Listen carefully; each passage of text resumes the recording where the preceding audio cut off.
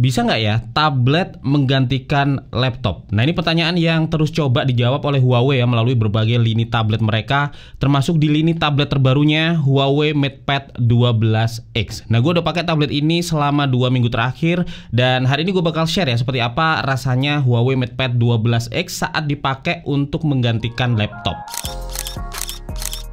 Nah, harus diakui laptop dan tablet ini sebenarnya dua perangkat yang berbeda. Dua-duanya punya keunggulan di ranahnya masing-masing. Tetapi dengan semakin berkembangnya tablet, baik dari sisi hardware-nya, platformnya, dan juga aplikasinya, beberapa hal yang biasa kita lakukan di laptop itu jadi bisa dilakukan di tablet juga, termasuk di Huawei MatePad 12X ini. Berbagai aktivitas produktif kayak research konten, ngetik skrip, sampai edit video dan bikin thumbnail gue lakukan di tablet ini. Gue penasaran dan pengen tahu seperti apa pengalamannya, karena di beberapa skenario kabarnya tablet ini bisa serasa lebih dari laptop. Dan satu hal yang langsung terasa saat pakai Huawei MatePad 12X ini adalah portabilitasnya yang jauh lebih portable daripada laptop. Dia lebih ringan, lebih compact, lebih gampang dibawa kemana-mana, dan saat dipakai di mode laptop dengan full keyboard seperti ini, berat totalnya cuma 860 gram. Ini jauh di bawah berat laptop yang gua punya dan juga masih lebih ringan dari berat iPad atau kebanyakan tablet lain yang kalau udah ditambah keyboard beratnya bisa di atas 1 kilogram. Tabletnya sendiri beratnya 555 gram dengan ketebalan 5,9 mm. Ini masih lebih tipis ya dari iPad Air yang terbaru. Materialnya metal unibody dengan desain dan finishing yang premium. Jadi finishingnya ini matte dengan kilap-kilap gold gitu ya. Dan di setiap tepi framenya ini ada cut line-nya yang selain bikin enak digenggam tangan, juga bikin looknya terlihat lebih mewah. Huawei MatePad 12X ini juga seperti udah didesain sebagai pengganti laptop sejak awal ya, karena di paket pembeliannya itu langsung gratis keyboard, stylus, dan Bluetooth mouse. Jadi nggak perlu beli terpisah seperti di tablet lain kebanyakan. Dengan semua aksesoris ini, pengalaman tablet ini di mode laptop bisa langsung dirasakan sejak awal. Keyboardnya merupakan Neuralink keyboard yang slim dan juga ringan. Beratnya 308 gram yang kalau dipasang ini juga langsung jadi case tabletnya. Materialnya lembut dan udah stain resistant, jadi kalau kotor ya atau ketumpahan kopi misalnya, itu masih bisa kita bersihkan pakai kain microfiber, yang bahkan kain microfibernya ini juga disertakan di paket pembelian. Untuk tablet dan keyboard nempel secara magnetik, dan begitu nempel dia langsung connect via Neuralink, jadi dia punya jalur koneksi sendiri, nggak menyatu lewat Bluetooth ya. Jadi kalau ada banyak aksesoris yang connect via Bluetooth di tablet ini, koneksi Neuralinknya ini tetap lancar, nggak terinterupsi. Dan keyboard ini juga nggak perlu di charge terpisah ya, jadi powernya otomatis connect via pin yang ada di belakang ini. Ada dua step sudut di keyboardnya yang bisa kita sesuaikan ya, ada yang lebih tegak dan ada juga yang lebih rebah. Dan untuk ukuran keyboard tablet, ukuran tombolnya termasuk besar-besar teman-teman, dengan key travel yang juga cukup dalam sampai 1,5 mm. Jadi buat ngetik terasa enak, serasa ngetik di keyboard laptop. Nah, yang paling gue suka, akhirnya kita nggak perlu matiin koneksi keyboard secara manual lagi. Jadi kalau tablet dilepas dari keyboardnya dan kita pakai mode tablet ya, maka keyboardnya otomatis disconnect dan virtual keyboard bakal muncul saat kita mau mengetik. Sebaliknya, begitu tablet dipasang lagi ke keyboard, maka keyboard otomatis connect dan siap dipakai di mode laptop. Jadi koneksi dan integrasinya benar-benar udah seamless. Untuk stylus yang kita dapat adalah Huawei M Pencil generasi 3 yang juga terhubung via Neuralink dengan 10.000 lebih pressure sensing level, dan ini jauh lebih tinggi ya dari kebanyakan stylus Bluetooth yang pressure sensingnya mentok di 4096 level. Artinya kita bisa bikin garis tebal dan juga tipis dengan lebih presisi lagi. Dan Huawei M Pencil ini nempel secara magnetik dan langsung otomatis ngecas ya saat kita tempelkan di tabletnya. Sedangkan untuk mouse-nya merupakan Bluetooth mouse dari Huawei. Jadi benar-benar komplit teman-teman. Dan yang menarik dengan segala aksesorisnya ini, harga Huawei MatePad 12X cuman sekitar setengah ya dari harga iPad Air M2 yang terbaru yang udah ditambah full aksesorisnya. Terus yang juga terasa perbedaannya ada di keawetan baterainya teman-teman. Jadi sepanjang penggunaan, baterai Huawei MatePad 12X ini terasa lebih awet ya dibandingkan laptop. Untuk penggunaan ringan sampai menengah seperti browsing dan research konten, baterai 10.100 mAh ini bisa bertahan sampai sekitar 12 jam non-stop. Sedangkan untuk penggunaan yang lebih berat ya, yang melibatkan edit video dan bikin thumbnail, itu bisa bertahan 6-8 jam non-stop. Dan ini dipermudah dengan proses chargingnya yang cepat, yang bisa penuh dalam waktu sekitar 85 menit ya, menggunakan 66 watt Huawei Supercharge yang kepala chargernya juga udah disertakan di paket pembelian. Nah, semua ini ditampilkan di layar yang meskipun ukurannya compact ya 12 inch, tetapi punya rasio yang terasa pas buat produktivitas, yaitu 3:2. Jadi di mode laptop dia sedikit lebih tinggi, bisa nampilin konten dan baris yang lebih banyak. Buat side by side split screen juga masih terasa luas. Sedangkan di mode portrait kita dapat tablet yang ukurannya cukup natural, mirip seperti baca di ukuran kertas A4. Jadi buat baca e-book rasionya terasa pas. Tetapi yang paling gue suka dari layar ini adalah Papermate display-nya, teman-teman. Jadi ini layar IPS LCD dengan resolusi 2800 x 1840 pixel. Tetapi untuk ukuran layar IPS LCD brightness-nya sangat tinggi dengan peak brightness sampai 1000 nits. Dan ini dikombinasikan ya dengan Papermate glass yang nggak gampang nge-glare, jadi dipakai outdoor layar ini enak banget. Bahkan dibandingkan iPad Air yang pakai layar glossy, layar Papermate di Huawei MatePad 12X ini masih terlihat lebih terang dan nyaman digunakan. Dan meskipun pakai coating Papermate, tampilan layarnya masih tampak jernih ya dengan kontras warna yang juga tajam. Kalau di layar normal yang ditambah Paperlike Screen Protector, biasanya saturasi dan kontras warnanya turun cukup banyak dan warnanya juga kekuningan, tetapi di sini enggak, dan performanya dalam menghalau glare juga sangat jauh ya, berbeda dengan sekedar coating Paperlike biasa. Apalagi di Huawei MatePad 12X ini yang dipakai adalah Papermate generasi kedua yang tingkat reflektivitasnya bahkan jauh lebih kecil ya dibandingkan dengan generasi yang pertama. Sebagai penggemar baca, gue juga sangat menikmati coating Papermate di layar ini karena buat baca atau browsing feelingnya terasa enak ya, lebih mirip kertas. Begitu juga waktu nulis atau gambar-gambar, feel goresannya di M Pencil juga lebih enak dan gak gampang kotor juga kalau kena tangan. Apalagi buat baca lama, itu juga terasa nyaman teman-teman karena layar ini juga mengantongi beberapa sertifikasi kayak SGS Low Visual Fatigue, TUV Rainland Reflection Free, Low Blue Light, dan juga Flicker Free. Scroll dan swipe di tablet ini juga terasa mulus ya dengan refresh rate yang terbilang tinggi 144 Hz. Lalu ada satu aplikasi yang membuat Huawei MatePad 12X ini bisa dibilang lebih laptop daripada banyak tablet lainnya, yaitu PC level WPS Office. Ini aplikasi Office yang udah disertakan ya di tablet ini dan bisa dipakai gratis oleh pengguna Huawei MatePad 12X ini. Sampai saat ini PC level WPS Office ini memang masih eksklusif ya untuk tablet Huawei, jadi belum ada di tablet merek lainnya, termasuk di iPad juga belum ada. Untuk tablet lain rata-rata menggunakan Office versi mobile yang secara fitur memang lebih sederhana. Jadi memang berbeda teman-teman dengan software Office untuk tablet ya, yang memang fiturnya rata-rata lebih minim. PC level WPS Office ini punya fitur yang sama lengkapnya kayak di versi PC. Jadi menu-menunya, toolnya, dan fungsi-fungsinya itu sama kayak yang bisa kita akses di Office untuk PC. Dari hal simple yang kayak mouse pointer aja, ini bentuknya panah ya kayak di Office PC, dan ini bisa drag, selection, bahkan konteks menunya juga kayak di PC. Terus multitasking dokumennya juga mirip dengan yang di PC ya. Kita bisa buka banyak dokumen melalui sistem tab kayak di browser, jadi kopas data, pindah-pindah dokumen, dan yang lainnya itu bisa dilakukan dengan sangat mudah tanpa perlu minimize atau maximize terus-terusan. Beberapa dokumen dengan file format yang berbeda juga bisa dibuka sekaligus ya, kayak buka 2 Word, 2 Excel, dan 2 PowerPoint secara bersamaan itu bisa. Kita bisa tarik untuk buka dokumen di mode floating window juga kayak di PC seperti ini. Jadi secara user experience memang sangat mirip ya dengan aplikasi Office untuk PC. Lalu secara fitur banyak hal yang bisa kita lakukan di Office untuk PC juga bisa kita lakukan di PC level WPS Office ini. Kita bisa bikin pivot table, edit formula termasuk VLOOKUP dan banyak formula lainnya, bisa bikin quick flowchart ya dengan berbagai pilihan layout, melakukan conditional formatting juga bisa. Lalu saat bikin presentasi kita bisa bikin custom animation, snap to grid dengan koleksi efek transisi dan animasi yang sangat lengkap.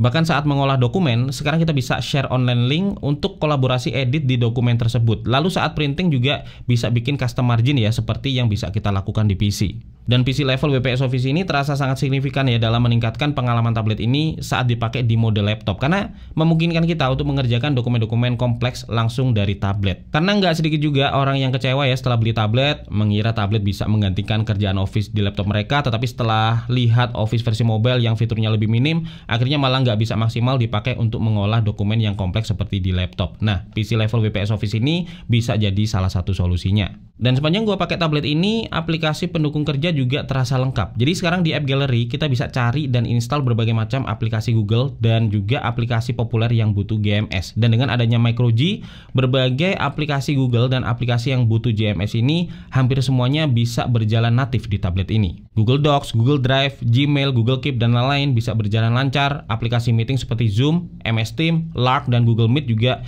bisa lancar ya, berjalan mulus di sini. Kita bisa share screen, atur virtual background, dan sebagainya. Dan untuk aplikasi edit video memang gue perlu sedikit penyesuaian. Jadi kalau di laptop gue biasa pakai DaVinci Resolve ya. Di tablet ini gue memilih pakai aplikasi CapCut Pro yang secara fungsi dan fitur ternyata juga udah lengkap ya, dan bisa memenuhi apa yang gue perlukan untuk edit video buat di sosmed. Dan untuk bikin thumbnail kalau di PC, gue bisa pakai Affinity Photos. Di sini gue memilih pakai Canva yang juga cukup mudah ya buat bikin thumbnail dengan banyaknya pilihan template yang bisa kita akses di sini. Nah, sebenarnya selain install aplikasi secara natif ya, baik itu lewat App Gallery, langsung dari APK atau dari open source App Store kayak Aurora Store, kita juga bisa install aplikasi lewat Gbox. Cuman gue sendiri, karena semua aplikasi yang gue perlukan itu bisa diinstal secara natif ya, dan memang semuanya berjalan lancar di tablet ini berkat adanya microG, gue jadi nggak pakai install via Gbox ini. Dan sepanjang pemakaian, semua aplikasi yang gue pakai bisa berjalan lancar ya di tablet ini. Huawei MatePad 12X ini menggunakan chipset Kirin T90A octa-core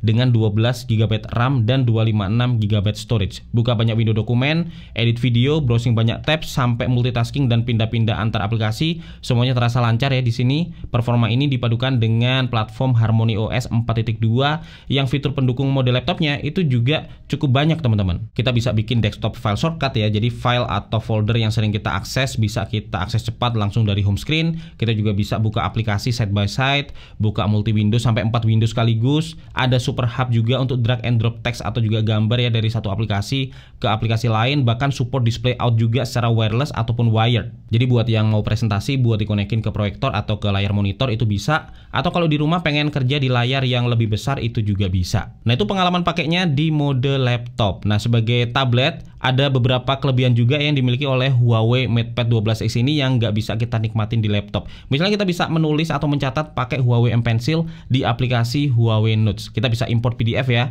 buat dicoret-coret, bisa di split screen juga PDF-nya dengan catatan kita. Jadi misal baca PDF sambil nyatet rangkuman isinya itu bisa. Saat bikin catatan kita bisa pilih banyak template pola kertas ya buat mencatat. Kita bisa nulis-nulis, pindah dari pen ke eraser dengan tab and pensilnya, bisa ubah jenis pen, highlighter, warna, serta ketebalannya. Pen dan brush favorit juga bisa kita simpan ya untuk akses cepat, bisa masukin gambar, bisa bikin instant shape juga yang support sampai lebih dari 12 shape populer ya, dan bisa ngasih laser pointer juga. Bahkan yang sangat useful, kita bisa search tulisan tangan, langsung ketemu teman-teman dan akurat juga. Tulisan tangan kita juga bisa di-convert ya menjadi teks yang akurasinya tentu tergantung dari rapi tidaknya dan jelas tidaknya tulisan tangan kita. Nah, yang menarik ternyata di Huawei Notes ini kita juga bisa merekam note audio ya lewat fitur note recording dan playback. Jadi kalau lagi males nyatet ya tinggal rekam catatan suara aja. Terus ada aplikasi eksklusif lain yang bernama GoPaint. Ini aplikasi art studio ya kayak Procreate, tetapi yang dikembangkan sendiri oleh Huawei dan free buat pengguna tablet Huawei yang udah pre-install juga di tablet ini. Kita bisa gambar-gambar ya dengan banyak sekali jenis dan pilihan brush, mulai dari sketch, watercolor, oil paint, sampai tekstur pun juga ada. Total ada lebih dari 150 pilihan brush ya di sini. Bahkan sampai brush batik juga ada. Ada juga resource center di mana kita bisa download resource batik dan bisa mewarnai batik ya, yang bisa kita akses dari menu yang ada di pojok kanan atas ini. Brush engine-nya juga sangat powerful teman-teman di GoPaint ini. Kita bisa kombinasikan dua brush sekaligus ya buat ngedapetin efek brush yang terlihat baru. Ekosistem brushnya juga besar karena dia support Photoshop brush ya dengan format .abr atau Adobe Brush. Di sini kita bisa bikin guideline ya seperti grid dan yang lainnya. Kanvasnya bisa sampai 8K. Kita juga bisa pilih berbagai tekstur kanvas ya, mulai dari gold silk, silver silk, rice paper yang membuat teksturnya seolah-olah kayak gambar di atas kertas ya, nggak melulu gambar di background yang putih polos aja.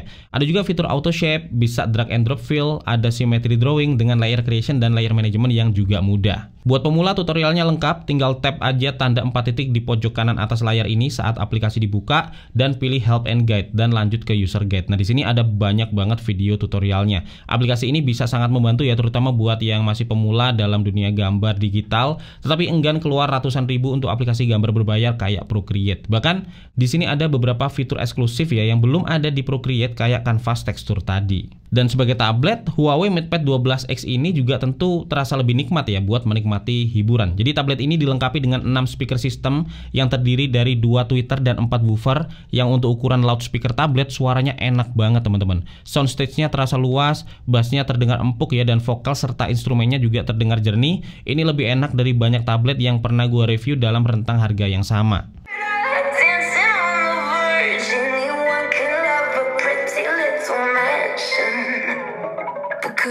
forever. A haunted, haunted house. Oh, could you love me now?